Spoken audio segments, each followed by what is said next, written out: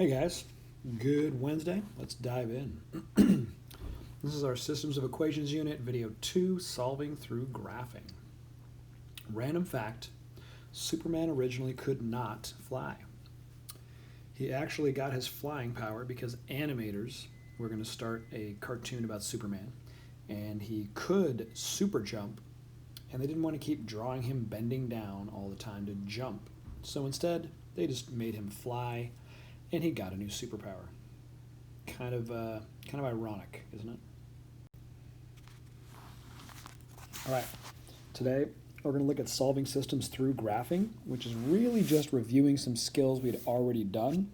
It was clear after Tuesday's class yesterday that you guys, a lot of you, are still either struggling with writing equations from standard form into slope-intercept and moving things around, or you're struggling to remember your graphing. It's maybe been a couple of weeks. So I'm going to go back through those. That's one of the ways we solve a system. We might as well start there because a lot of you guys need some practice. All right. So given that set of equations, I'm going to solve the system. And remember, solving means finding the x and y value at the point where both lines cross. So I'm going to start with this first equation right here. And notice it doesn't have the plus or minus some number like it normally does. So if I'm trying to pull out my slope and my intercept, m is the value right in front of x.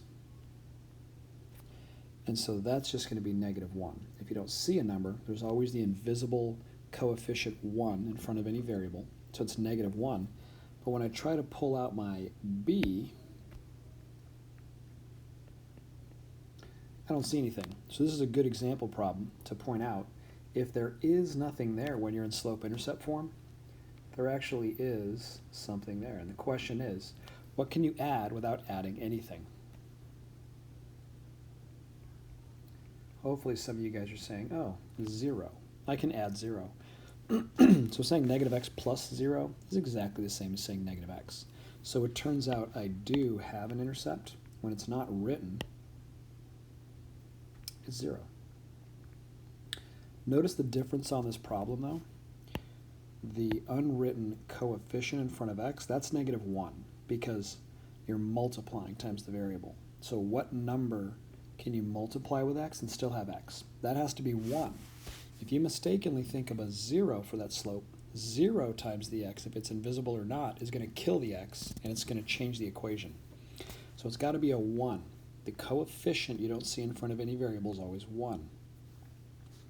But if we're talking about adding a value that you don't see, if there's nothing there, then the addition principle involved there is that you would add 0. And that's going to not change your equation. So we see here that 0 would be our intercept, and now we can go ahead and graph this guy. Remember b for begin, so I start at 0. And there's my first point. That's my y-intercept. Now I'd graph my slope of -1. And remember, -1, you can always turn it into a fraction by putting it -1 over 1, which tells me down 1, over 1, down 1, over 1. And I see the pattern here. I can go ahead and connect those dots, and there's my line.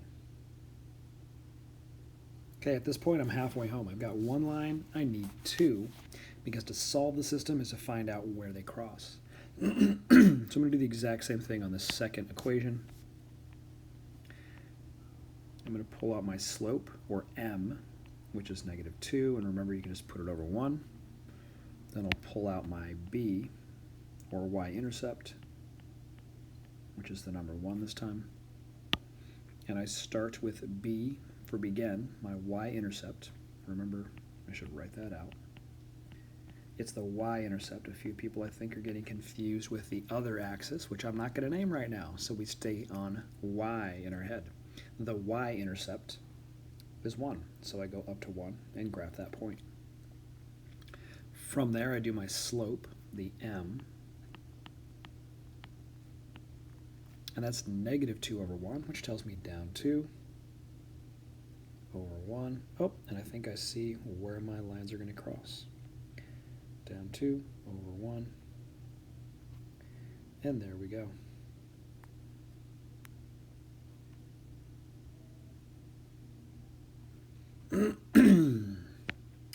Right here,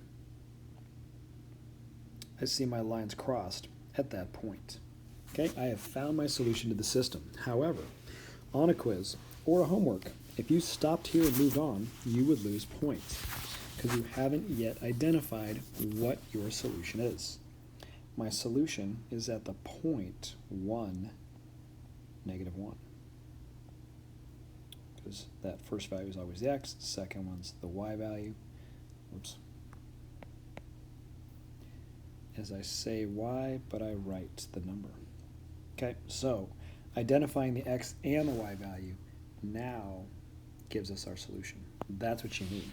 Okay, you are telling me, you are telling yourself the solution is at 1, negative 1. That means this point, 1, negative 1, is the only point that's on both lines. There's an infinite number of yellow points, an infinite number of red points on this yellow and red line. There's only one point that's on both of them. That one blue point is the only point on both. It's the only value of x, y you can plug into both equations and make them both true. Okay? You guys try it yourself. You've got 2 equations here to graph, slope and intercept. And remember over here, I gave you a little helper. Notice you may need to extend your lines to see where they cross. Okay? All right, pause the video, graph those 2 lines, tell me what the solution is. Go.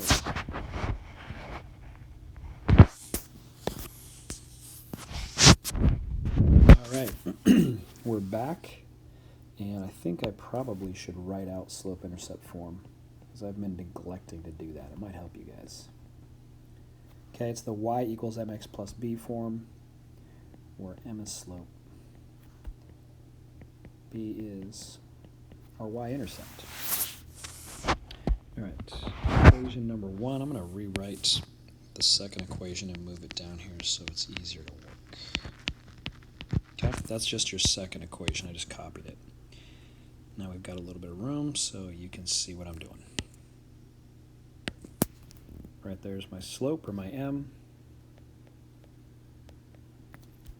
Right there is my b, or my y-intercept.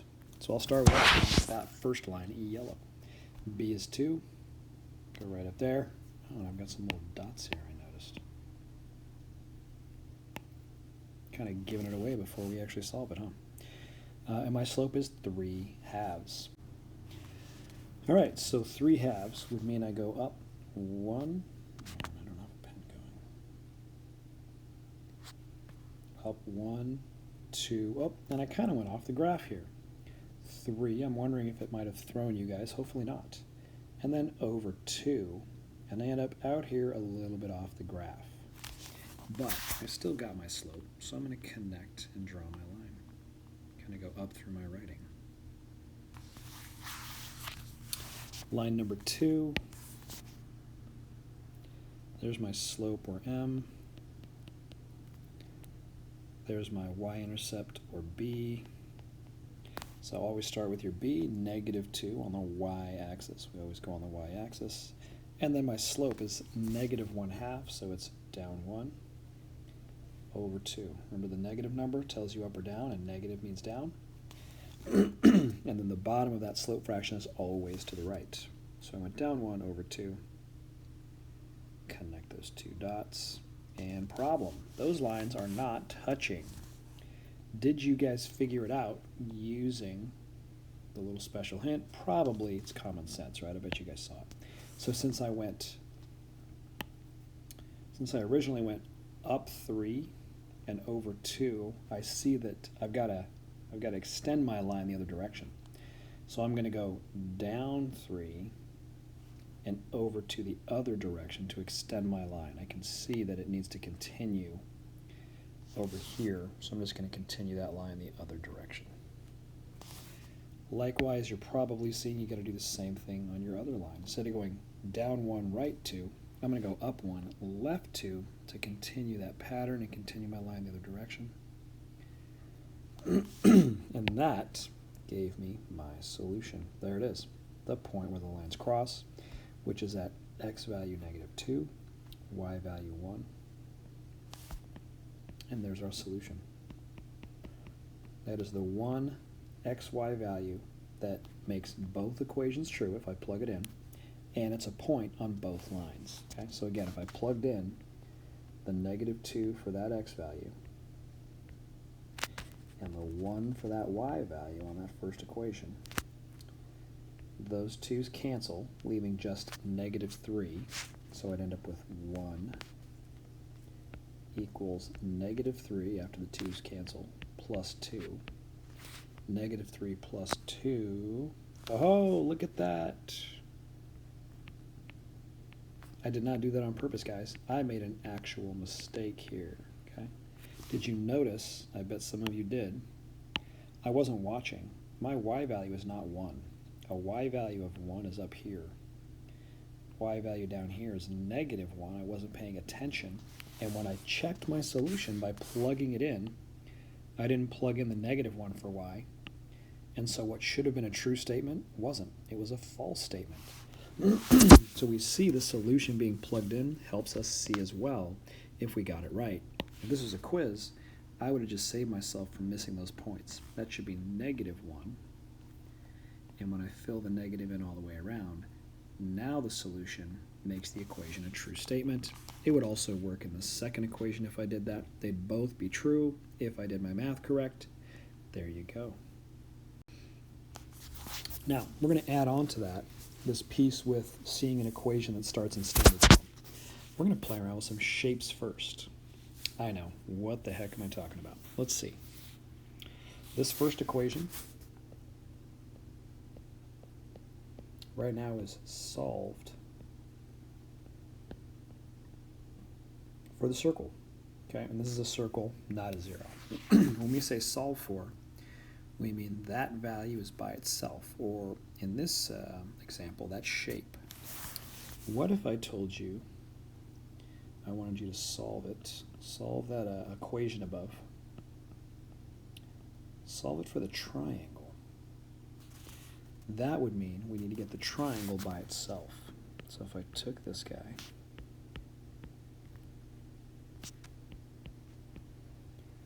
and I want to get the triangle by itself, this needs to be by itself. That means that this is the value that needs to move. That positive square needs to be canceled and gotten rid of. Notice it's the same equation. All we're doing is moving the pieces around. And each of these shapes represents a term. Okay? It's just a term. We just need to move things around across the equal sign. So how I'm going to do that, if I see a plus square, I'm going to do a minus square. I'm just going to get rid of that and move it to the other side. Now I can't combine the square and the circle. They're not like. But that one step leaves the triangle by itself on the left, and on the right I've got the circle. And now it's a minus square because I did minus it over. And now it is solved for the triangle. What if now I said, let's solve it again? We've got the triangle by itself, we got the circle by itself. Let's solve it for the square.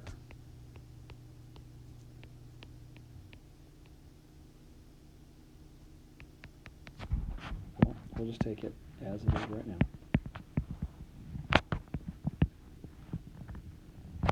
And we'd look at it and say, okay, well, I want the square by itself. So in a minute, I want to have just the square by itself on its own side. And it doesn't matter right side or left on the equation, it just needs to be by itself. So what I'm going to target is I'm going to target that circle. I need to get rid of that circle. And in addition, hopefully if you're smart, well, that wasn't nice. You're all smart. Hopefully if you're tracking with me at the moment, you'd also say, oh, and the negative in front of the square will need to go away. So it's a positive square in the end. So let's get rid of those, but separately. Those don't go together. So I see the circle. I don't see a sign in front of it, so I'm just going to minus the circle off.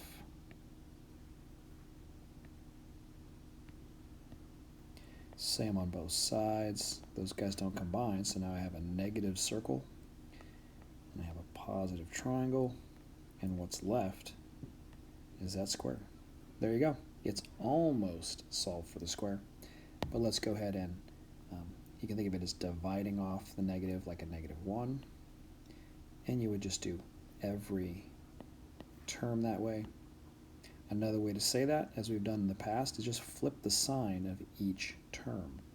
Notice all I did is flip the sign of each term.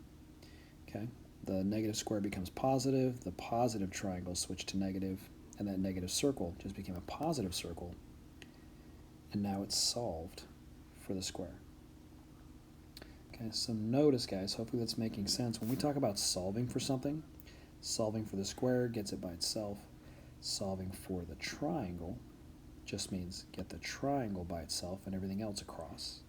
Solving for the circle just means the circle's by itself and everything else is across the other side. Okay, and we just can cancel things over by, notice, flipping their signs. Positive square just became a negative square to move that whole term across. The positive circle just became a negative circle to move it across. Okay, and this is in terms of a whole term. Okay, same exact idea if we throw numbers in front of them. Let's say we've got this and we want to solve for the triangle again. What the heck? We want the triangle by itself. Okay, so that means the triangle by itself. Well, what do we want to cancel off? We want to cancel this, the -2 square. That needs to go away. We're going to cancel that off right now. And how do we do that? I bet you already know. We're just going to add a 2 square. Add a 2 square to the other side. And again, notice, all we did was flip the sign. To move a term across the equal sign, you're just canceling it by flipping the sign. You're doing the opposite. So now we've got 3 triangles, and the other side's got a 5 and a +2 square. We're almost done, but hopefully you guys are saying, no, we're not, Mr. A, because it's not solved for triangle. We've still got the 3 in front of it, okay? Now, this is a little bit different. We can't subtract that off. If we expand this right now, what this is saying is we've got not a 3, but just a triangle 3 times. We've got 3 groups of a triangle, and we want to know or see the equation solved for just one triangle in a minute. That's what we want to do. So if there's a multiple of 3 triangles here, hey look, a jack-o'-lantern. If there's a multiple of 3 triangles, we're going to see that this is a multiply, and we're going to go the opposite operation, which means divide. So notice this is a little bit different than the other steps. Now I'm dividing the 3 off. This brings in a division. Every other thing on this page so far, this slide, was an add subtract because the whole term was being moved around. Now we're splitting up a term. We've got a 3 triangle term, that's a single term, and we're splitting it apart to go from 3 triangles down to only 1 triangle. And that's when we do the same on both sides. So now we've got 5/3 as a number, and you can just leave that 2/3 as a fractional value with the square. And if we wanted, we can continue this example. I could tell you just to solve it for the square. And if we did that, it'd be as simple as minus over the 5/3. So now I've got a -5/3, and I've got a triangle. And then we could get rid of that 2/3 next to it, which would be a fraction buster. Multiply each thing by 3, and then we could divide off 2 in a second, but I won't deal with that right now. I don't want to confuse it too much, but hopefully you've got the idea. Okay, why don't you try it? So right now it's solved for 0. Why don't you solve the equation for the triangle? And then after you do that, solve it again for the rectangle. We'll do the same thing. I'll give you another couple steps on the other side. On this, why don't we rewrite this one and solve it for the rectangle. And we'll just stop there and solve that one for the rectangle.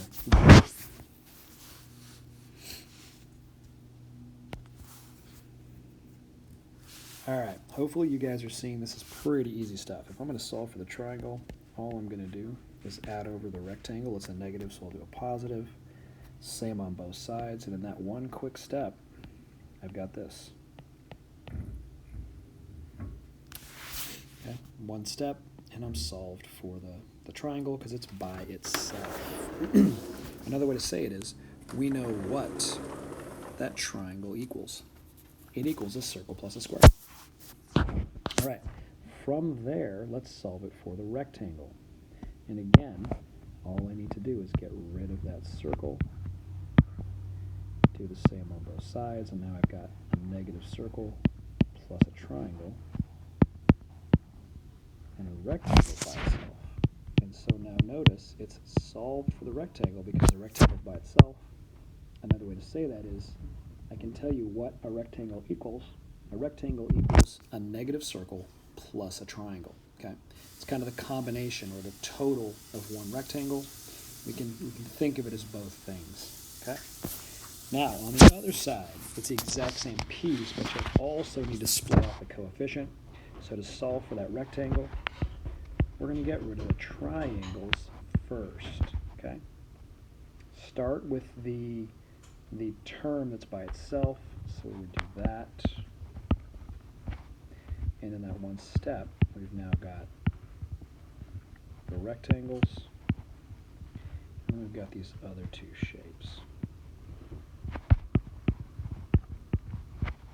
At this point, we've got one more step because we've still got to get rid of this. And we're going to do that. This is where we bring in our division. We want to split up the -4 rectangles because remember, it's not 4 added. It's saying we have 4 groups of rectangles, 4 rectangles together. So we're going to use division to split apart that term. And then that's where you do the same for the other two, divide off that -4 on those. And with those two steps, we've now just solved that equation for the rectangle.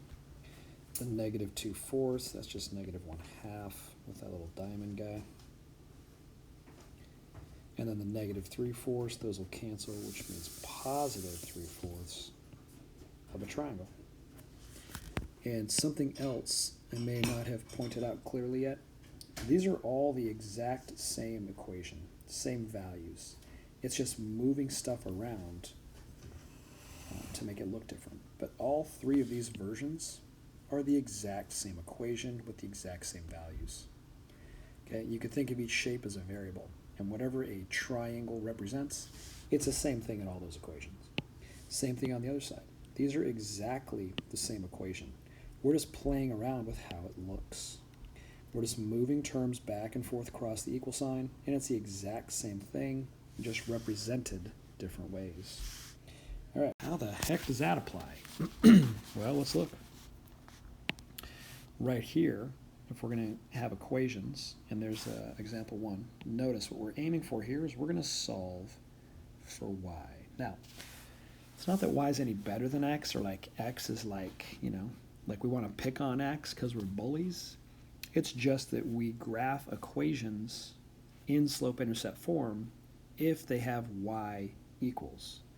Okay, so if they're in that form where they look like this, then we get our slope and we get our intercept very easily. So our goal is just to get that y by itself, which is called solve for y. It makes them more useful. So in terms of this whole unit, you can just forget about x most of the time when you're working. Focus on y as your important variable. So let's look at number 1. The y is already by itself in terms of the 3 terms. It's over here, the other 2 are over here. All we really have to do is get rid of that -6, which means this is a case of dividing because that's 6 groups of y. So if we just divide that off, I'm going to get rid of that little bracket, which is probably making things a bit confusing. And with that one step, we're already there. 12/6, that's just 2, so -2. Those negatives cancel. 8 over 6 we can reduce to 4/3 x. And hopefully you're beginning to see there's my slope with x. There's my intercept by itself. Number 2, exact same idea. There's my y. I'm always going to get rid of the term, any terms that are around y first. We're kind of moving from the outside in. So first the negative 16, then we'll deal with the negative 4 in a second. Cancel that, move it over. Okay, these are just like shapes. The y is the shape we want by itself, so we moved over the other term, rewrite it, and now we're down to that last step. We've got to split the negative 4 off of the y, because we want just y by itself. Do the same thing for every term. And notice we're really just kind of ignoring x for the most part. We're treating it just like a number. Okay, because we don't really care about x in terms of the equation. We just want it away from y. So then we've got y by itself. 2 negatives cancel, so we end up with 9/4 x. And then 16 over 4 is 4 with a negative, negative 4. And again, hopefully you guys are beginning to recognize there's my slope right next to x. There's my y-intercept. Very easy to graph in this new form. And I'm going to do it one more time, but I'm going to quit talking. I'm just going to work, and hopefully it makes sense. Okay, y by itself. Move over that x term.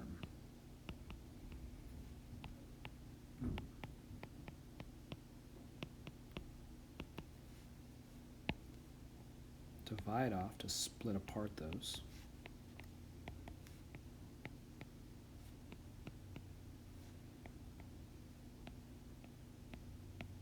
And you don't even need the 1 there, because there's always a 1. You could have just left it as negative x.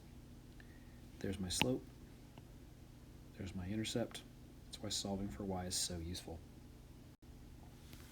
All right, put it together. Here's your guys' homework for tonight. Solve that system by graphing. Number 1, you get your instructions on the right. If needed, rewrite the equation so it's solved for y. Okay, so solve each one so that it's y equals. Once you get there, graph the equation using m and b, slope and intercept. And then number 3, where do they cross? That's your solution. I'll go ahead and work this out behind you in just a minute. So pause the video, do your homework, unpause it, and see if you're getting the idea. Go.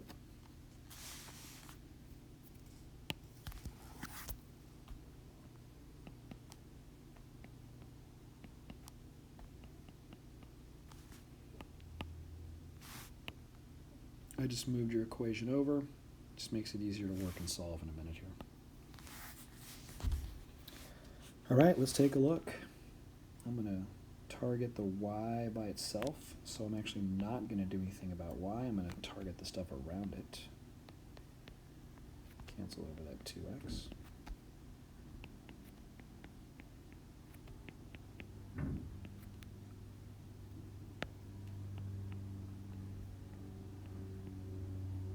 Divide that 3 off both, so we get a negative 3 there, and a 2/3 x.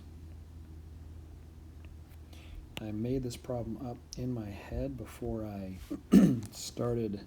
before I actually did it, so I'm hoping it didn't run aground and end up wrong. We'll see in a minute. Hopefully it made sense to you guys all the way through. Okay, I'm going to cancel off that 8x because I want the y by itself.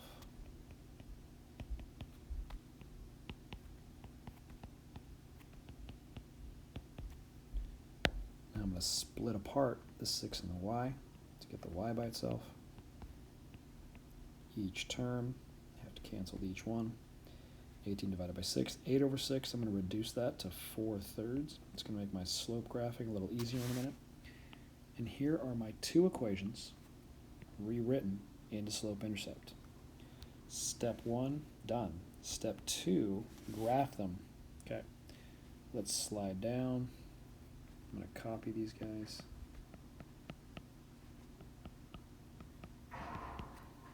That's the first one, and I guess I have to copy the second one. And let's graph. First equation, negative 3. There's my y-intercept. And it's 2/3, so up 2 over 3. And for good measure, I'm just going to do an extra set. So somewhere over there. There's line 1, line 2. 3 is my intercept right there. And it's a 4/3. Okay. Yep, I made a mistake. Damn it. Sorry, guys. I'm guessing there should have been a negative on the 4. So I apologize. Wherever your lines cross, which they probably guaranteed eventually will, it would have been way off the graph. And if you were determined and followed that out, good for you. But I made a mistake when I was working this out in my head. I should have had a negative slope there. That's what it should have been, which would have given us a down 4 and then an over 3, which is right there. And that gives us a solution of an x value 3, a y value -1. And if your teacher would have done it right, that would have been the solution that made both your equations true. All right. See you guys tomorrow.